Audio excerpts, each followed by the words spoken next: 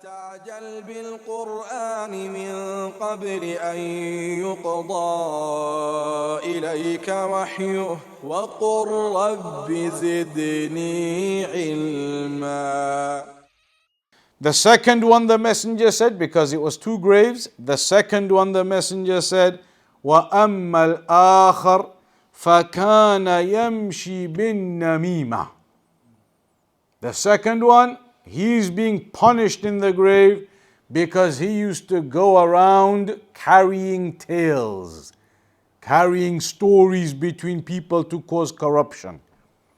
Going from this person to that person and saying, you know, I was with him yesterday and he was saying this and he mentioned this and he said that, and going and narrating all these things to this person to cause corruption with that first one.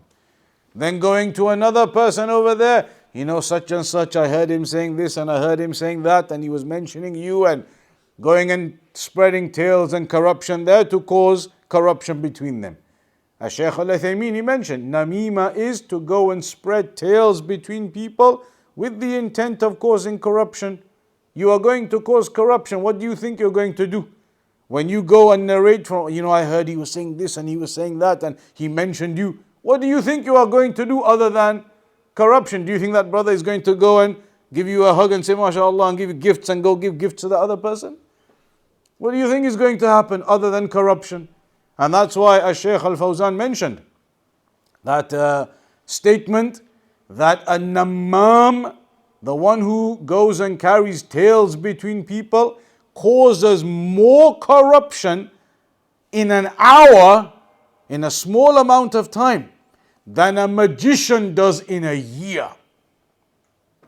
The namam, the one who carries tales between people, and he said this and he said that and he mentioned this and he mentioned that, and goes narrating this to here and there.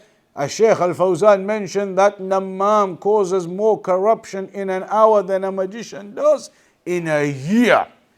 That's why it's mentioned in another hadith that the namam will not smell the fragrance of paradise. A severe sin, the Nameemah, spreading tales between people, spreading stories between people. I heard this and I heard that, and yes, he was saying this and he was saying that. And then the shaitan whispers to the people to make it beautified to you, as though you're doing something good, as though you're being modest and humble and doing something good.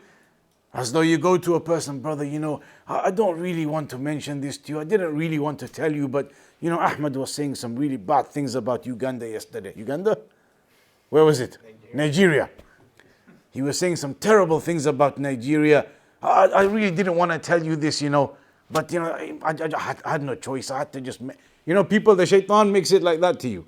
So you think you're not doing anything wrong. You convince yourself that you're not doing anything wrong, because of the way that you then present it, and you know, I didn't really want to say this, but I got no choice. I have to let you know. And so you are now convinced by the shaitan you're not doing anything wrong. And the reality is all you're doing is corruption. All you're creating is corruption. Now what have I done? That would just be corruption. What is the purpose and the benefit of that? What is the purpose and the benefit of narrating from this to that?